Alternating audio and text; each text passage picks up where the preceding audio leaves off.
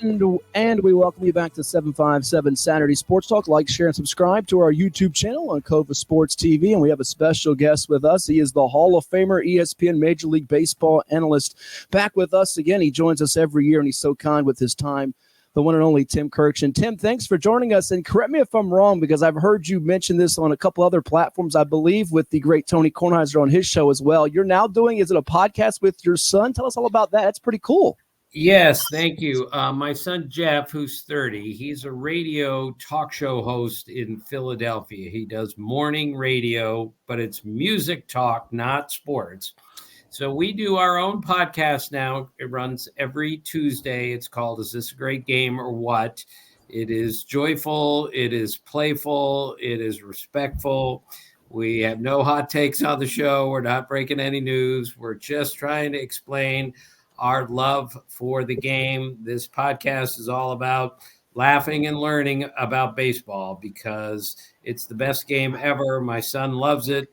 And the thing that really works is he knows everything about music and pop culture and technology. And I don't know anything about anything except for baseball, basketball, and sitcoms from the 60s. So that's about all I can help with. But I'm mostly the content guy. Jeffrey takes care of everything else.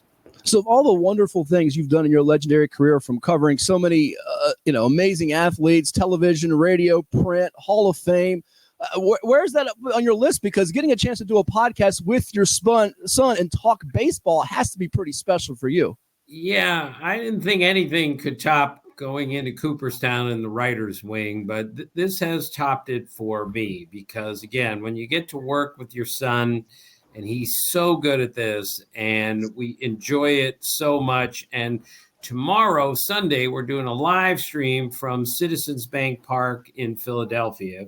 Since it is Lou Gehrig Day, I lost my brother, Matt, to Lou Gehrig's disease last September. So this one is going to be very emotional for us. Uncle Matt was, absolutely the best to my son, Jeff. So we're going to try to spread the word and spread awareness of ALS. We have to do something to find a cure for this disease. That's what most of tomorrow will be about in Philadelphia.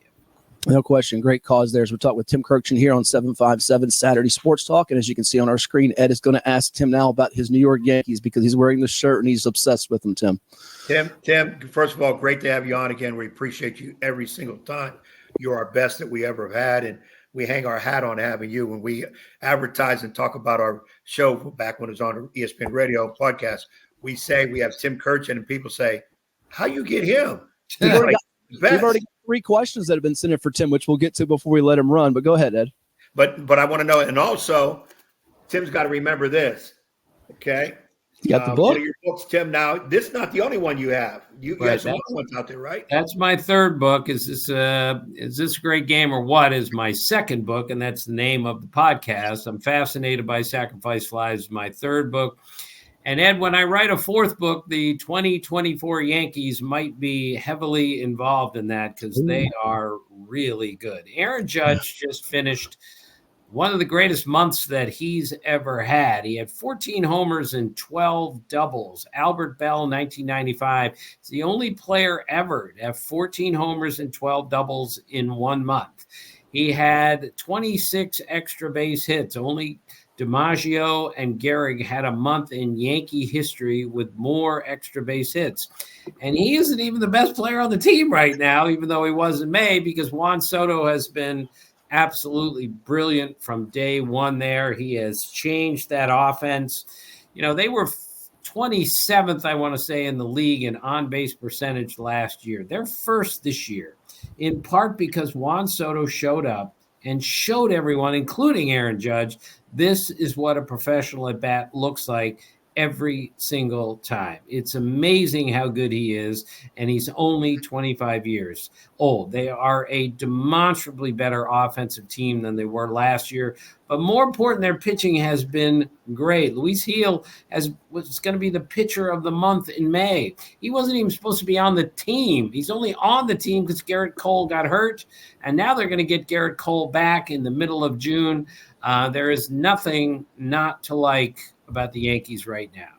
Tim, real quick, I want to get your take because I saw that graphic last night. I forget if it was on ESPN or MLB Network about the most extra base hits in the month of May by a Yankee, ahead of Gehrig, DiMaggio, and Ruth for Aaron Judge. And people were getting worried, as you know, New York sports fans are and diehard Yankees fans like Ed are.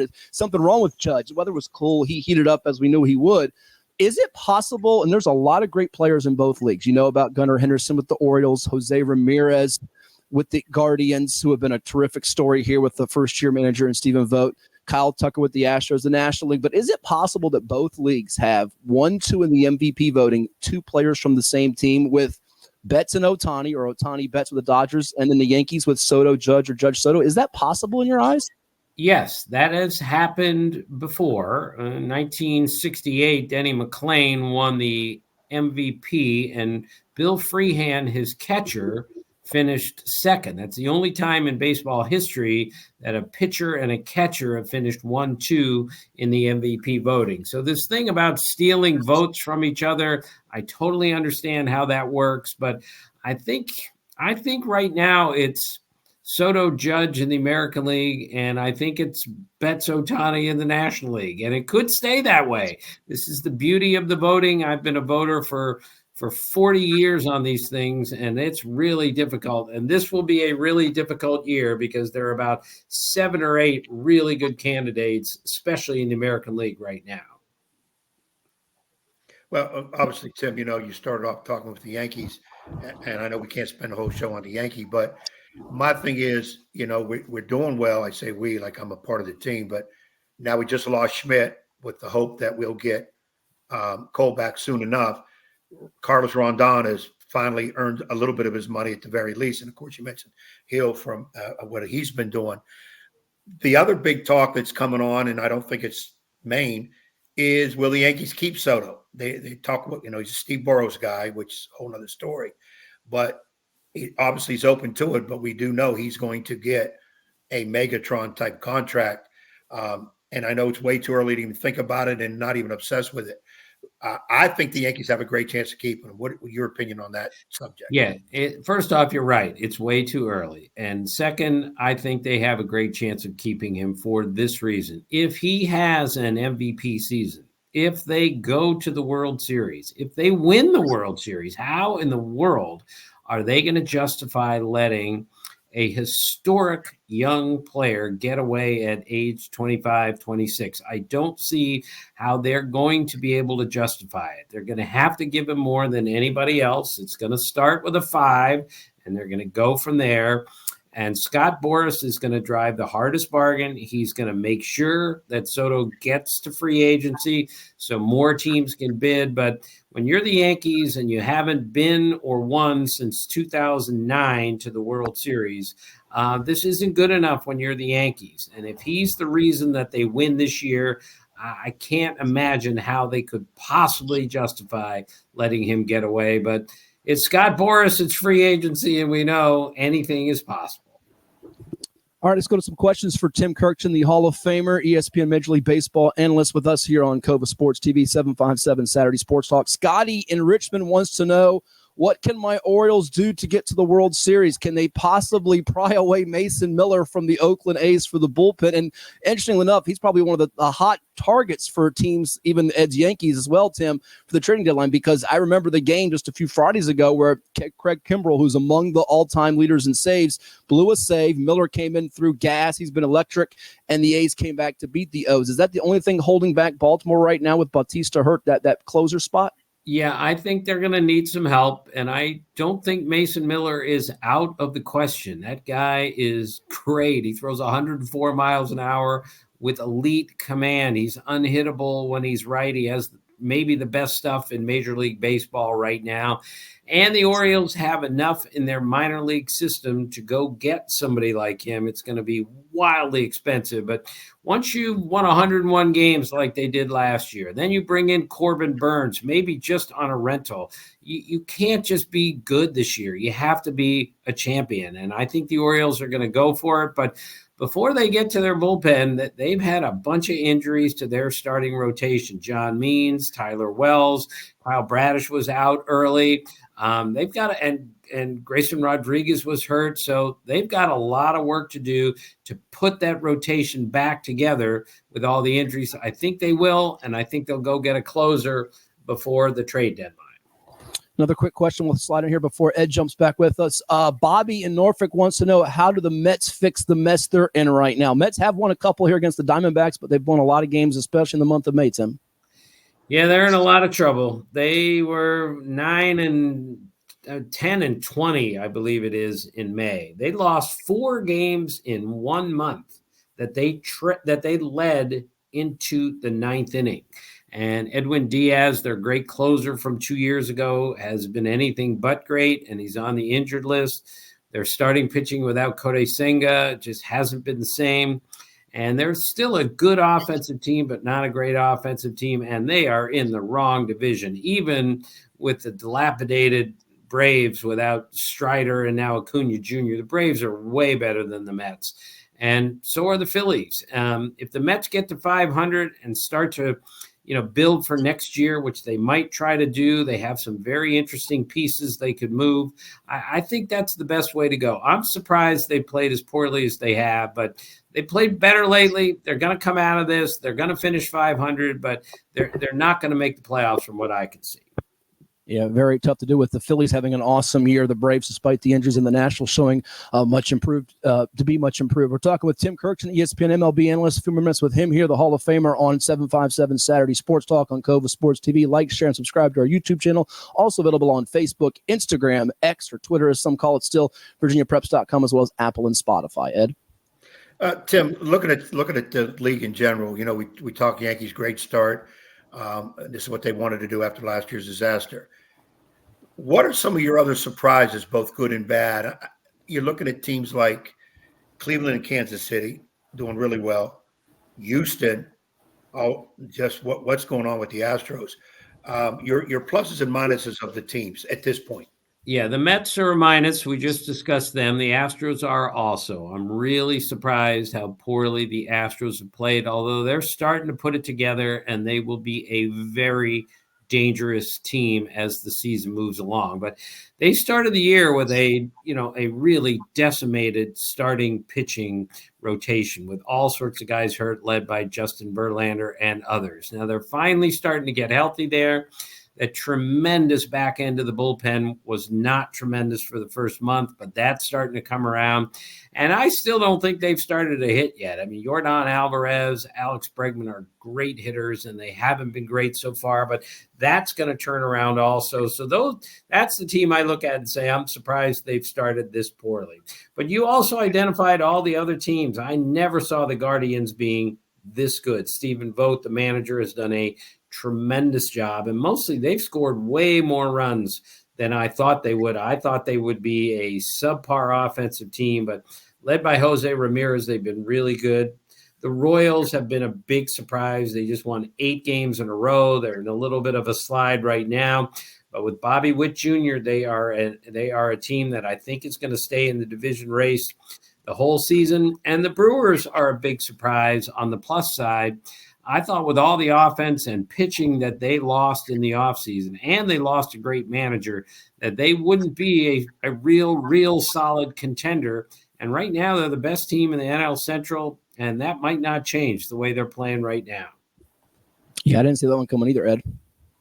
Yeah, that's what I thought too. And somebody like we mentioned the Mets. I'm such a Buck Showalter fan. I can't believe they got rid of him. And me personally, don't know the man at all. I don't think Carlos Mendoza was the type for what's going on with the Mets. I think that's more personnel situation. But again, that's a whole another story. Same thing with San Diego. I thought San Diego would be a little bit better right now. Of course, I think the Dodgers are going to dominate in that situation. Tim, what about players? Some other guys that have caught your eye? More so, let's talk maybe more positive than guys that aren't having a good year, because maybe that'll come. But maybe some players that are catching your eye. Yeah, well, Mason Miller, we mentioned, you can't take your eyes off him, and you can't take your eyes off of Paul Skeens of the Pirates. He dominated in college baseball last year. His college coach said he could have pitched in the major leagues last year as a senior in college. He tore it up in the minor leagues, and he is tearing it up in the big leagues. He's already setting basically records for velocity for a starting pitcher. He has been overwhelmingly good, and he just turned 22 years old. So he's another pitcher that has caught my eye, and the pitching has been so good in the big leagues this year. I don't know how anyone ever gets a hit anymore. And just guys like Ranger Suarez of the Phillies. I mean, I knew he was a good pitcher. This year, he's been a great pitcher. He had a 9-0 record and a 1.36 ERA after 10 starts. Wheat Wilhelm and Juan Marichal are the only pitchers ever to have an ERA that low and 9-0 record after 10 starts. That's how good Ranger Suarez has been. But every day I look at the pitching that we see, and it's just the hardest hitting environment in baseball history. The stuff we see on a nightly basis is just incredible. Tim, I'm going to go off the field right now. Some of the sports talk radio around here I listened to last couple of days, the big addition of the Negro League statistics into Major League statistics seems to be accepted, but some people are kind of like, well, wait a minute, do we have all of them? And is it fair because they didn't really play against Major League competition? And of course, there was tremendous Negro League players, and the feeling was, yes, there was probably 10, 12, 13, 15 really, really, really good ones, but the rest of the league was diluted, which could be said about the majors at that point in time way back then also. But more importantly, your opinion on what was added in all that rhetoric about those stats. Yeah, I think it was the right thing to do. I think it was overdue. I know the guy who ran it, John Thorne. He's as good a historian as we've ever had in baseball. It was a 17-person committee that worked for 3 years to be accurate with everything that they did here. And yes, maybe, the black players didn't play against the best competition, but Major League players didn't play against the best competition because there were no black players in the game. So I think this is something that needed to be done. I'm thrilled that it was done. And now we can appreciate even more how great, say, Josh Gibson was. He is now the all-time single-season batting average holder ahead of Ty Cobb. He now has a higher career OPS and slugging than Babe Ruth. And I think this is really important that this was done. And for those who say, well, they only played 60-game seasons, that's not necessarily true. And I repeat, the accuracy with which, Retro Sheet, Seam Heads, the Elias Sports Bureau used for all of this, if it wasn't accurate, I wouldn't go there. But I'm certain that what they came up with were accurate numbers, and they deserve to be integrated in the Major League numbers. Go ahead, Ed. I just want to say, Tim, I think the problem is, and you've said this before on our show, baseball is so strong in tradition. We don't want to touch it. We don't mess with it. And I think bringing these stats in here now, I think that's where the issue is, because we don't, say that these players don't deserve it. There's no question they deserve it. And those great ones are in the Hall of Fame where they should have been because they were unjustly not put in the major leagues back then. But I think it's the tradition that hurts people in this. Yeah, and tradition is difficult, but in the end, it's still just a line in a record book, and it means a lot, but it's interpretive. You can make up your own mind. Do I think that Josh Gibson is now the greatest hitter of all time? I don't think so. I still think it's Babe Ruth and Ted Williams. I'm allowed to have that opinion, but Josh Gibson needs to be recognized here, and those numbers need to be recognized. So I'm all for changing tradition, especially when it comes to the statistics, as long as they're accurate. And believe me, they are. Totally with you. That acknowledgement is very important. Last one for Tim here. We could have you for hours and ask you tons and tons of questions. That's why we ask you to put it into the mailbag, and we thank our producers for getting it up on the screen here. The last question for Tim from Eddie in Williamsburg. What teams do you see being most active as buyers or sellers before the trade deadline? It's hard to believe we're talking about that, and it's not even the All-Star break, Tim. We're not even halfway through the season, but people want to know, what teams do you see being active as either sellers or buyers before the deadline? Yeah, we've already talked about the Orioles. They're going to go be buyers because they're really good, but the Yankees are in their division, and they're going to have to go get some more help. I'm interested to see, say, what Seattle does. Seattle is a not Well, I think it's a subpar offensive team, but their pitching is so good, but they need to go get another hitter if they're going to win a division that also includes the Astros and the Rangers, neither of which have gotten going yet. So keep an eye on the Mariners. And we talked about the Mets. Just keep an eye on what they're going to do in the reverse. Are they going to take Pete Alonso and move him and start a rebuild? Or are they going to do what I think they should do and sign him long-term and make him one of the cornerstones of their team moving forward? So there are a lot of teams out there that are looking to buy. There are only a few teams out there that are looking to sell. It'll be a fascinating trade deadline as always.